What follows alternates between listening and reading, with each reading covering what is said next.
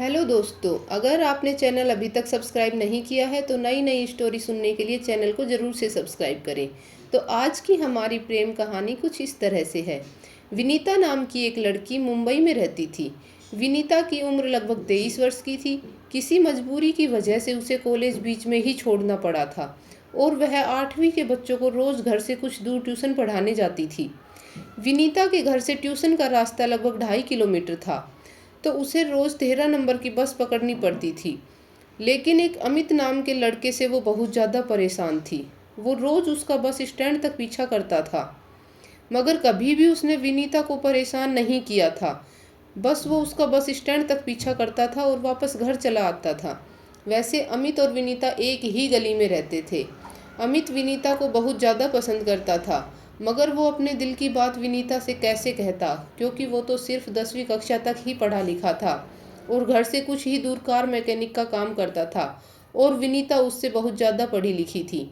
एक दिन जब विनीता ट्यूशन पढ़ाने जा रही थी, तब उसके पीछे अमित भी जा रहा था। तभी अचानक विनीता ने गुस्से में अमित से कहा कि तुम रोज़ रोज़ मेरा पीछा क्यों करते हो? अब मैं तुमसे बहुत ज़्यादा परेशान हो चुकी हूँ। प्लीज़ मेरा पीछा करना छोड़ दो। मैं वैसी लड़की नहीं हूँ जैसा कि तुम समझ रहे हो। और विनीता रोने लग जाती है।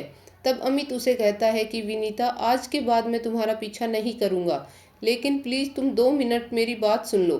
तब विनीता अपने आंसू पोंछते हुए कहती है, कहो तुम्हें क्या कहना है?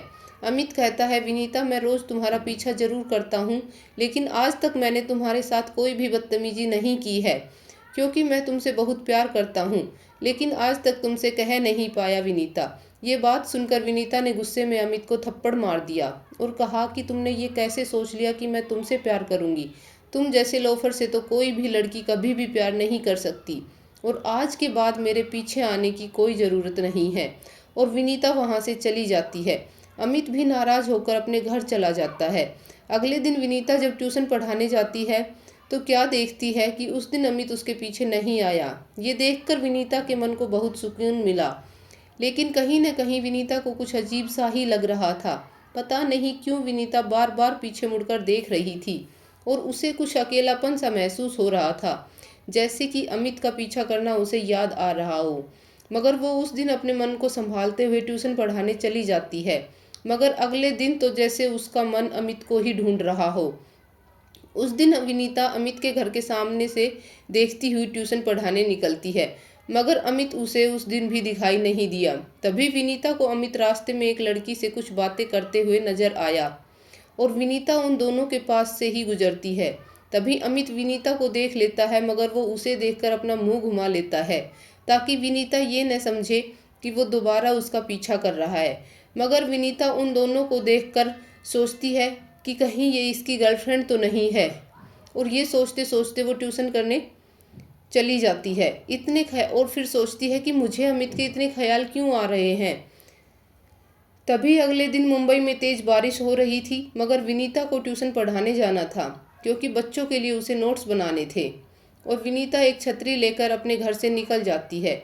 उसी वक्त अमित अपनी छत पर बारिश में नहा रहा था, तो वो देखता है कि इतनी बारिश में भी विनीता ट्यूशन पढ़ाने जा रही है, कहीं उसे बारिश में कोई परेशानी ना हो जाए। तो वो दूर से ही विनीता का पीछा करने लगता है। थोड़ी दूर चलने के बाद देखता है कि एक बाइक वाले ने विनीता को टक्कर मार दी और वहां से भाग गया। अमित विनीता से बहुत दूर खड़ा था। जैसे अमित ने देखा कि विनीता नीचे गिर पड़ी है, वैसे ही अमित उसे बचाने भागा। अमित ने जल्दी से उसे पकड़कर उठाया और कहा, विनीता, तुम्हें कहीं लगी तो नहीं? विनीता कहती है, तुम्हारे होते हुए मुझे कुछ हो सकता है अमित? और आज तुम मेरा पीछा कर रहे थे? अमित ने कहा, विनीता, इतनी बरसात में तुम ट्यूशन पढ़ाने जा रही थी, इसलिए मुझे तुम्हारी चिंता हो रही थी। तब विनीता ने कहा, अच्छा, तुम्हें मेरी चिंता भी होती है? अमित ने कहा, हाँ होती है, क्योंकि मैं तुमसे बेहद प्यार करता हूँ। विनीता ने कहा, अच्छा, तो तुम मुझसे प्यार करते हो, तो कल वो लड़की कौन थी तुम्हारे साथ? अमित ने कहा, अरे विनीता, वो तो मेरी चाची की लड़की थी। विनीता ने कहा, ओ अच्छा, मैंने तो कुछ और ही सोच लिया था। अमित ने कहा, चलो विनीता, आप ज़्यादा बारिश में मत भीगो, मैं तुम्हें तुम्हारे घर छोड़ देता हूँ। तब विनीता कहती है, नहीं अमित, आज मुझे तुम्हारे साथ इस बारिश में ही भीगना है, क्योंकि मैं भी तुमसे प्यार करने लगी हूँ अमित, और उस दिन मैंने तुम्हें गुस्से में तुम्हारे थप्पड़ मारा था, उसके लिए तुमसे माफ़ी मांगती हूँ Amit. I am sorry. Amit ने कहा, नहीं विनीता, तुम्हारी कोई भी गलती नहीं है, सारी गलती मेरी ही थी, मुझे तुम्हारा ऐसे पीछा नहीं करना चाहिए था। विनीता ने कहा, चलो अब पहले की सारी बातें भूल जाओ और कल से तुम ही मुझे बस स्टैंड पर छोड़ने आओगे और मुझे कभी छोड़ने की सोचना भी मत, क्योंकि अपने जीवन में मुझे पहली बार तुमसे ही प्यार हुआ है और अगर तुमने मुझे छोड़ा या तुम्हारी ज़िंदगी में कोई और लड़की आई तो शायद मैं कभी भी किसी से भी प्यार न कर पाऊंगी।